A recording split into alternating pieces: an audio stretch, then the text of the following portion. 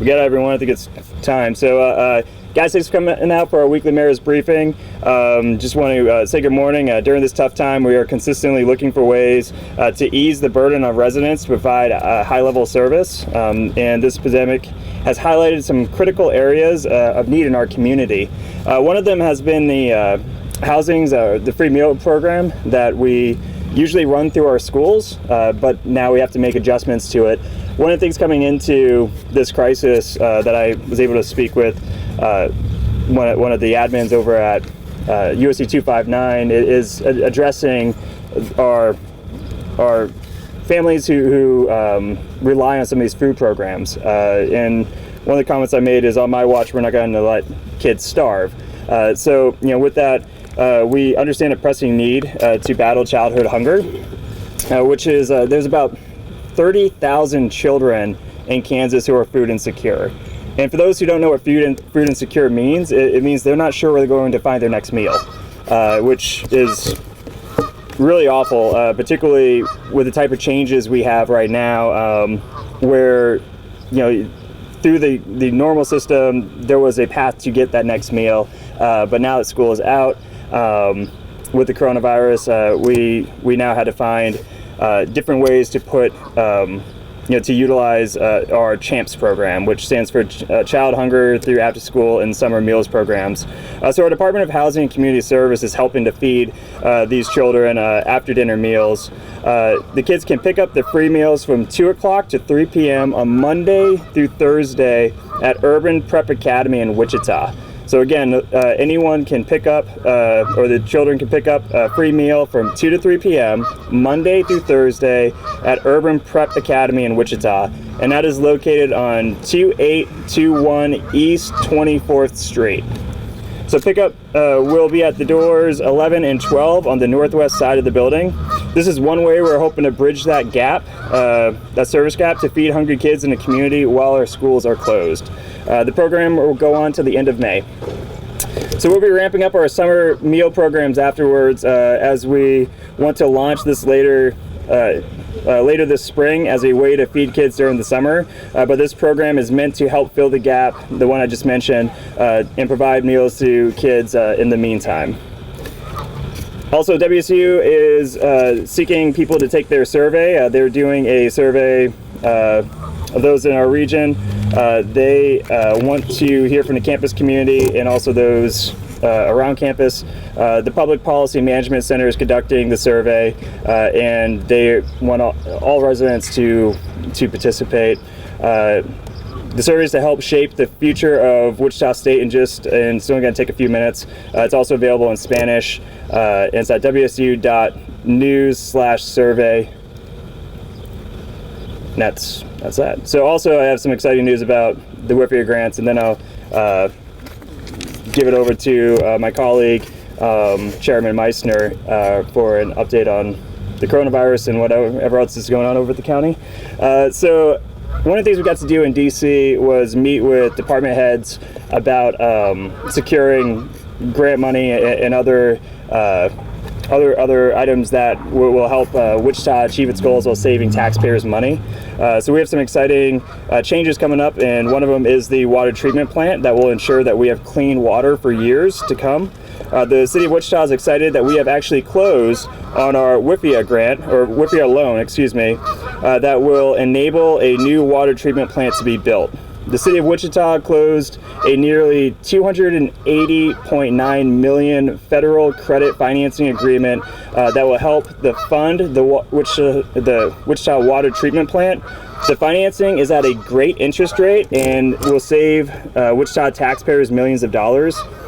The EPA estimates the use of financing through the Water Infrastructure Finance and Innovation Act, which is WIFIA, will provide a cost savings of $96.5 million to Wichita taxpayers. So again, by securing this loan, we were able to save $96.5 million to our Wichita taxpayers. The WIFIA loan will allow Wichita to build a new plant 7 years sooner than if we had to build up the balances to fund the plant first. The new Northwest Water Treatment plant project is currently underway and is expected to be commissioned in 2024. And with that, I'd like to welcome Chairman Pete Meitzner to provide us with an update on COVID-19 numbers and all else that is happening in Sedgwick County. Chairman Meitzner. Thank you. Of course. Thank you, Mayor. Hold on one second. Put the microphone on, yeah. I apologize. Yeah, I apologize. If you're not aware, it must be goose mating season, so sorry about the background noise. But a brief comment before I start on the WIFIA funding.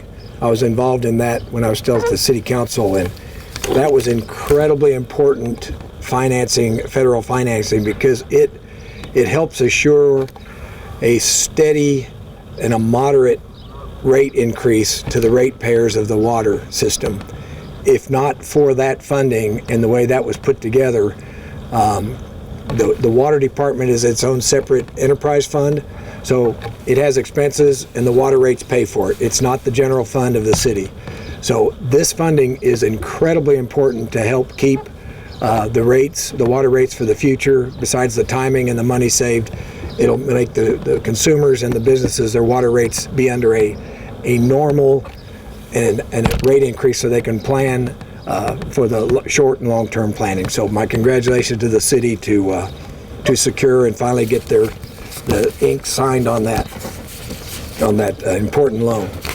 So I'm going to tell you this morning, the Johns Hopkins reports over 1 million cases. You've probably seen that, of COVID-19 in the United States. 3,839 cases in Kansas. Now that's like a number, 3,839. But if you divide that into 3 million people in Kansas, 2.9, whatever, 3,800 into 3 million of cases. It's not 1%, it's not even 0.5%. It's 0.12. It's 0.1% of the state population had been infected by this virus. And in Sedgwick County, 366 cases in Sedgwick County. Out of 500,000 citizens in Sedgwick County, it's way less than 0.1% if you do the math. So the percentage impact on this is very minimal compared to the numbers themselves and what gets reported often. But of those 366 cases, 184 have recovered in Sedgwick County. So now the people that have the virus that are still recovering, that are not even in the hospital but they're recovering, is less than half of the cases that we've totally had since this started. So with that news, Sedgwick County Health Department has expanded its sampling and testing. We can now test more people. Everybody's talked about the tests. We can now test more. This week we're averaging about 90 people per day, and we have the ability to do at least 100 or more. So if you have 2 symptoms of the 3, or a respiratory illness of any kind, you can be tested by appointment, again, by calling 211. They do a quick question and answer, and then they set you up an appointment to drive up to our health department. They're on West Central. And those are at no cost to the residents. By testing, obviously, more residents, we can get a better understanding of this spread here locally in our county and working towards controlling it. Again, a reminder, there's currently no vaccine and there's no treatment. So we have to be very cognizant and very careful about that. Being careful means the things you've all heard. You could probably say it by heart. Washing hands, 6-foot distancing, masks, when appropriate. So don't go out unless you need to. With that, we know that the governor is expected to share her plan. Well, she will share her plan tonight at about 6:30. We're hearing from residents and businesses is to proceed openly and proceed with caution. This is rather a divisive issue that our commission, our Board of Health are hearing. There's a lot of opinions. People saying go slow, people are saying go fast, people are saying don't go at all. And so we're trying to the balancing act that we're trying to do is mainly to protect the health of the public while reopening the economy in a responsible manner. And if the governor's order says the stay-at-home is over at midnight Sunday, the businesses have their own choice if they want to open or not. The public has its own choice if they want to get in the car and go somewhere or not. So this is not mandating that businesses have to open. If that's her plan, it's not mandating. There might be some steps where some businesses are not allowed to open in maybe the first phase or two, whatever, depending on the industry. So again, it's going to be the business choice as well as the individual's choice to be smart on this.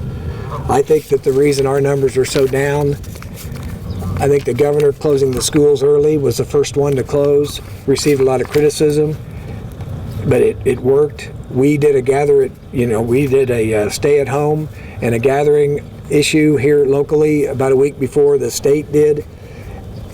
Was that the answer? We don't know. It's probably a combination of all. But whatever we did in this community, I can't thank the citizens and the businesses and everybody enough that for some reason we are at a minimal impact.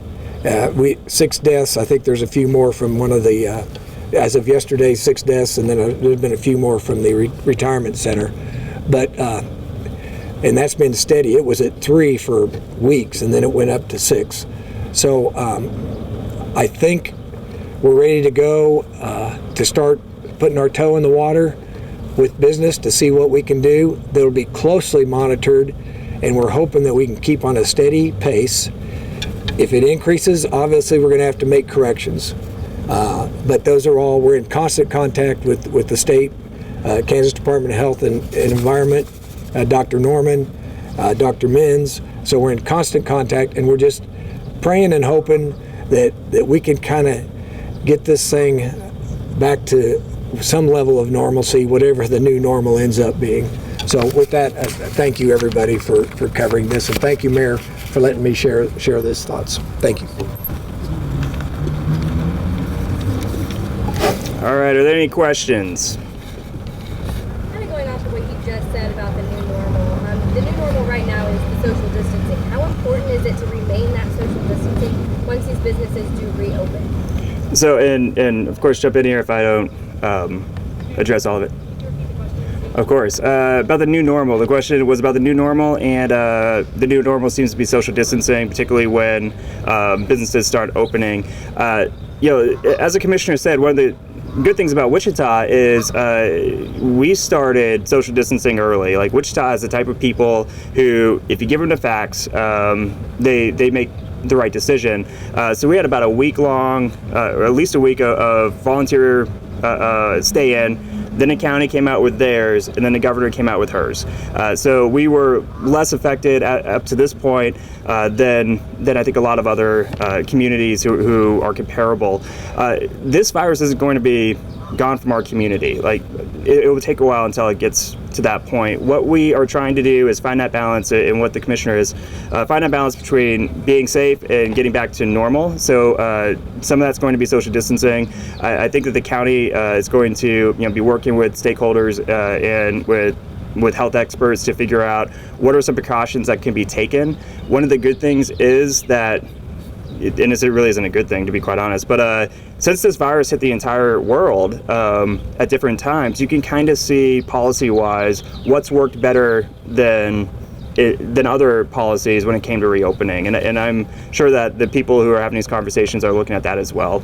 But if you are of that group that is more vulnerable, if you have a compromised immune system, if you are older, we still got to be cautious that this is still in our community, and until we get a vaccine or really proper treatment, we don't want anyone to have to go through fighting their way through this. So new normal this year, I think, is going to be different than a normal next year once we get better treatment. So there will be social distancing. We're not, and I know the commissioner is not saying we're going to hit the light switch on and we're all back to normal, because we want to be cautious, we want to be safe, while also getting back to what we're used to. Let me add just of course. Yeah, thank you. the mayor is totally accurate. Social distancing, I'm pretty sure that is probably the top item that will be emphasized.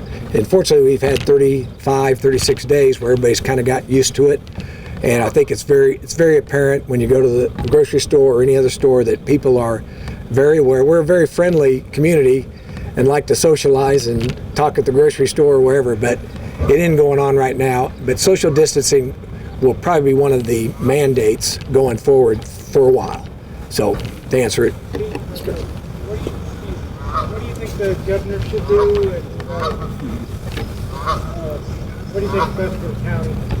I'm sorry? What do you think the governor should do in terms of reopening the economy, and what do you think is best for the county moving forward? You're supposed to repeat the question. Well, what do I think the governor will do and what's best for the county? I was in some preliminary talks with their office for some feedback. I know that she's talked that they've talked to Johnson County. They refer to Wyandotte and Johnson, and everybody's in a little bit different spot, but the same way. I know that she's talked to our neighboring states that are opening. Oklahoma, Missouri, Nebraska's open, Texas to some extent, and Colorado's even opening. So she's getting a lot of feedback, and then you look at the numbers that I've said. So she's going to have a plan, and I believe in her plan she's going to allow the counties and local governments to be more restrictive if we want to be. I don't think we can be less restrictive. If she says, for instance, hairdressers need to wait a week or 10 days, we can't come out and say, no, hairdressers, you're fine. Just using that as an example. But we could say, if she said hairdressers shouldn't be allowed because it's one-on-one contact for a week, then we can make it more strict, saying, no, we think 2 weeks, if we wanted to. The mood of the county commission and Dr. Menz is generally supportive of, as I said, sticking our toe back in the water and in a very cautious way and see what happens. Mayor, I don't know that I have heard a statement of where the city of Wichita stands on reopening. What exactly is the city's position? So as the mayor, I can tell you my position.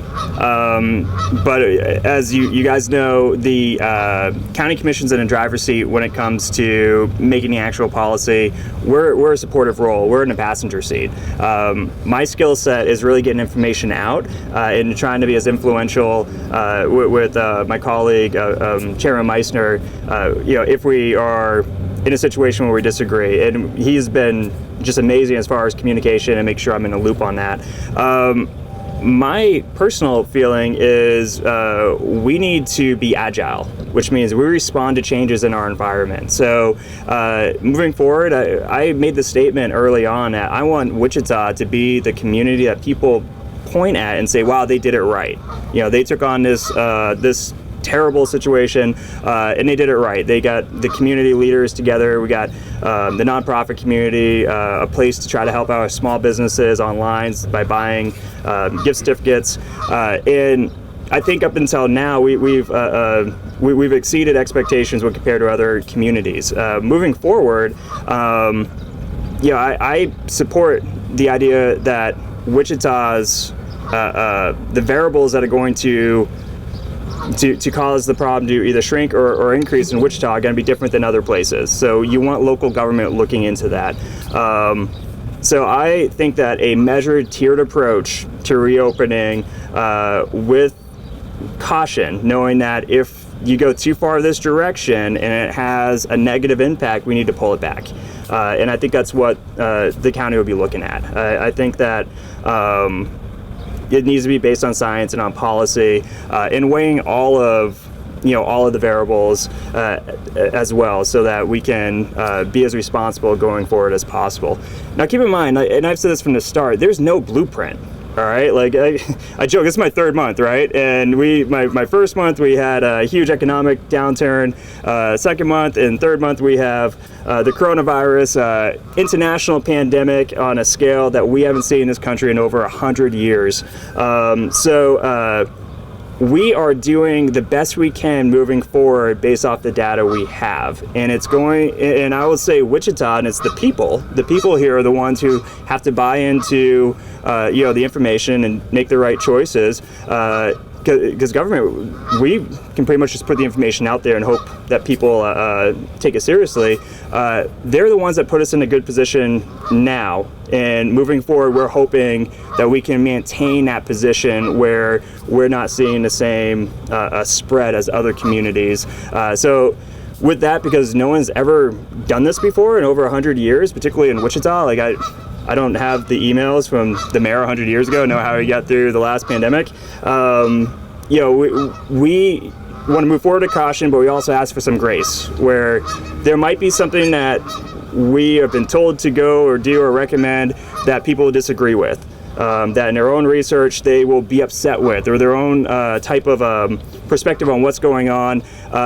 So we're asking for grace moving forward too, which means that, I think that it's important to realize the extent of this situation. It's real. We've done a very good job up until now, but we need to continue with that progress forward. And in doing so, it's not going to be quick. It's not an obvious solution. It's going to be a layered approach, working with the community and the state, the county, and the local governments all at once. That was a very long answer to your question, so hopefully you can get a clip to that. Let me just add that 6 weeks ago, when we first stepped into this, we were trying to make decisions with the best information we had around the country, around the world, locally. We didn't know what impact the decisions were going to have. If we do something that creates an environment where we see an increase on deaths or spread, we will be, as a group, as a state, and as a community, and in the medical world, we are so much more informed today than we were 6 weeks ago. So I think if we have a relapse, I think I'm very hopeful and fairly confident that we'll be able to react in a responsible manner based on way better data, way better history, way better experience than we had 6 weeks ago. Commissioner, if there was a relapse, and we did have everything back down again, how much more devastating would that be? Oh, it would be harmful, but I think we're much more comfortable looking at stuff daily to maybe throttle back. If there was going to be a next step in the governor's plan, maybe that never happens until stability. Hope to not go back, but I think, as you've seen, people want to be able to feel like they can go to church, go to shop, instead of just, there's a few stores that are open and they're pretty packed. We haven't had any cluster outbursts at the grocery stores or some of these large department stores that are kind of being criticized for being very crowded. It's really, a lot of it's because people don't have anywhere to go and they want to get out still. So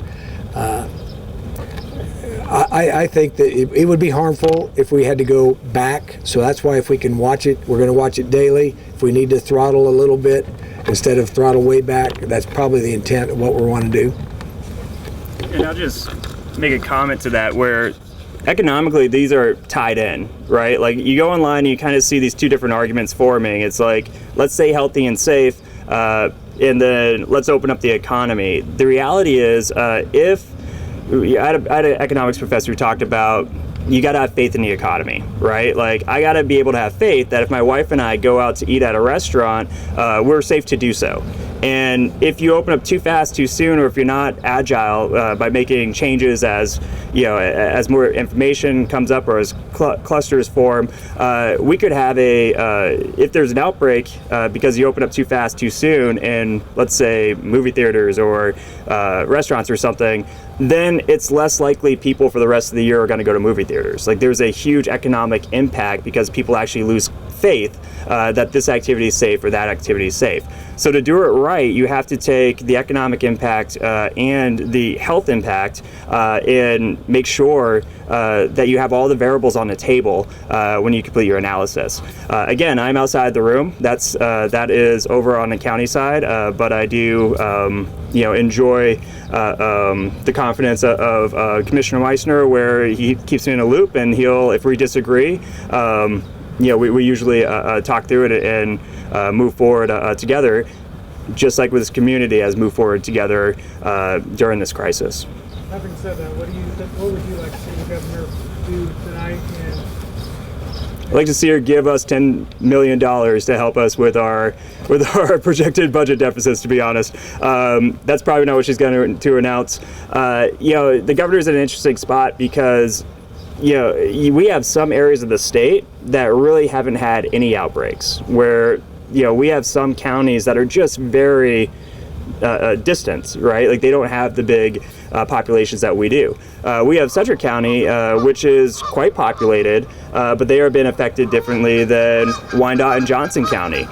So I don't know what the governor is going to say tonight. I actually have a call with the chief of staff here after this, so I'll probably get an update on what's going to come forward. But I will say she is a practical person. I've known her when I worked in the legislature. She's a no-nonsense, practical person who I think, moving forward, is going to take the needs of Sedgwick County as an individualized population and the needs of these other counties and recognize those needs are different. Like it wouldn't surprise me if she was to hand back more authority to the local governing bodies, such as our county commission, to make the right choices for the citizens. what would you like to see Wichita proceed? Would you like to see it where, like other places are doing, where they do a soft open with a few businesses at a time, or are you in favor of, business thinks they can open, they should open? So personally, I think that it shouldn't be about what's essential. It shouldn't be about what's important. It should be about what's safe,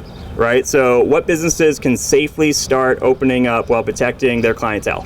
And the reality is most businesses, most owners of businesses, they're great people. They don't want to put their employees at risk. A lot of times these employees are family to them. They don't want to put their clients at risk. Their clients are family to them. So no one wants a cluster to break out. No one wants to, particularly if you're a business, you don't want that type of media. You don't want to die on writing about that. So the reality is, moving forward, I think that it's going to be a balanced approach. I think we all have the same goal. Reasonable people recognize this is real and recognize that there are precautions we could take to lower the chances that this would spread, and can incorporate those practices, just like was mentioned earlier about social distancing, and we've been doing this for about 30 days now. I think people can start to create the environment that they can continue their business while protecting their employees and their clients. And we've seen this throughout, right? Where the first week you might have a liquor store open and they're moving through, and like the next few weeks, I gotta go pick up my wine for my wife, so this is how I know this, by the way. Now they have like a sticker on the ground that you got to stand on. They have like a shield up between you and the teller. We have seen a progression, particularly in a small business community, of changes of behavior to protect employees and clientele. And I think moving forward, to answer your question, it's going to be about what's safe, what isn't, and listening to business owners and their ideas, pondering this for the last 30 days, and what they plan on implementing. So what can we anticipate your ruling to be this evening? What do you think the biggest obstacles in this community will be to not have this relapse, to continue to do it right like you say we've been doing? So I think moving forward, one of the biggest obstacles is going to be good information, getting good information out. And the media has been amazing with this, and I say nice things about you guys all the time, right? But I can't express enough how much I think you guys are saving lives by getting good information out there. The guy who owns a business that does subtitles for videos, we were doing an informational video when it first started, and he made a comment, do you need more time, like minutes or whatever, to do more videos? And he made a comment to me online that their video stuff has skyrocketed. There are people all over the world now using this technology, and I said, you're probably saving lives. Like, there are people doing what I'm doing, which is trying to get this information out and using your subtitle software, and this guy's right here in Wichita, to get that information out to people who aren't going to listen to the volume or turn the volume up on the video. Remember, there was a lot, it seems like forever ago, but the misinformation about, like, this is going to go into martial law, we're going to have tanks rolling down the streets, we're going to have, this and that. There was so much misinformation that if it wasn't for the people, the legitimate outlets of information getting ahead of it, I think that it would have caused confusion. Moving forward, we have to continue giving the best information. As the commissioner said, we are learning much more now than we did 6 weeks ago, and we have to trust people to take that into account and to hold each other accountable. Like, my son is turning 5 tomorrow. Everyone who knows me knows he's 9 weeks premature. He's not slow, but he's maybe delayed compared to his brothers. Sucks that I just said that, and he's probably gonna watch this video years from now. He wants to go to grandma's house. He's telling everyone his birthday is gonna be at Lala's, because every birthday has always been at Lala's with all of his cousins, who are all this mess of young kids. It's a crazy time, and we can't do that. So we have to have that discipline that we don't want to put grandma at risk. Like, I come to work every day. I don't know if I'm exposed, but if I am and asymptomatic, I don't want grandma being at risk. So we have to make sure that we're doing our part by explaining to the 5-year-old that this is going to be a different birthday. And I think that all over our community, people are doing that, where they are explaining that we want to keep grandma safe. We want to keep our neighbors safe who, she recovered from, maybe a child who recovered from a disease that has a compromised immune system. So moving forward, we're going to give you the best information possible. And we wouldn't be in this situation where we are better off than other communities at this moment if it wasn't for the people at Wichita taking that information and making the best decisions with it. And also pushing back some of this toxic information. We saw the bump in numbers the same time we saw people pushing out toxic information about get out there, defy the order, go do this or that. The very next week we saw a bump in numbers. We saw a bump in deaths, and that's what is worrisome, is getting out that truthful, correct information that will save lives. Other questions? Gone on kind of long. Commissioner, do you have anything you want to add? Yeah, just one of course. thing. I'm trying to remember the name of their title, but the part of the very important is probably another conversation we could have is the tracing that we do when there's a spot. I've kind of had visible for it's the epidemiologist. It's called contact tracing.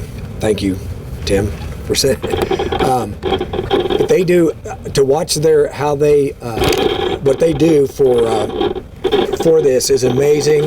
To try to isolate, is it you and your spouse? Is it you and your friends, or is it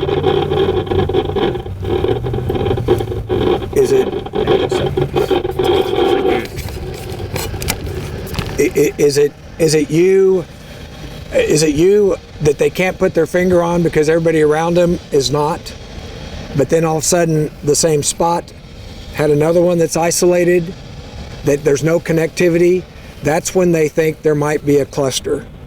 But meanwhile, so that's why the clusters have been so isolated and so rare, and obviously the retirement homes. But they do an incredible job. They're out there, talking to people that have proven to be positive. And none of these businesses, they are going to go into this so clean, so hygienically aware, the distancing from the people. So I really have a lot of another good feeling about our contact tracing people, the investigations that they do. There's not HIPAA violations or anything like that, and they really get to the source. And it's very helpful. And if there's something that affects the public, then if it's the public, if 2 or 3 isolated incidents at a restaurant, let's say, and that restaurant was really good, but there's something going on there, they might say, hey, if you were at this restaurant from 6 o'clock to 9 o'clock last Tuesday night, contact us and see. So that's the level of, and then go back in and we can reevaluate that restaurant and say, hey, their cleaning thing is clean. So it's really going to be a community effort as we roll through these next few weeks, depending on what is able to be open that's open to the public. So I just wanted to add that and give credit to our testing people on West Central. They're in the full gear and waiting for somebody to pull up. And I mean, that's their 8-hour shift, is put on that stuff, and their clients are potentially infected. So thank you to them all too. Yes.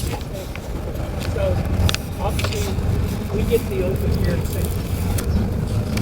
How concerned are you guys that these counties on Seward, Finney, Ford, those people might come to Sedgwick County? Are you concerned about that?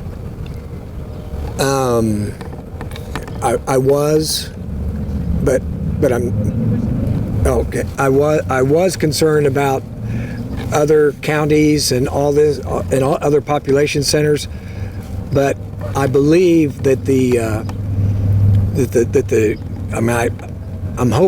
I believe that the governor's order is going to be statewide just because of that concern, and that adds stability to say, if Sedgwick did this, but Butler did not do anything, does everybody go Sedgwick to Butler, and vice versa? So I think there's some consistency, although statewide order, this won't be a state, maybe it's statewide order, but the statewide policy or plan avoids that, and at least to start, I think, if it is statewide. So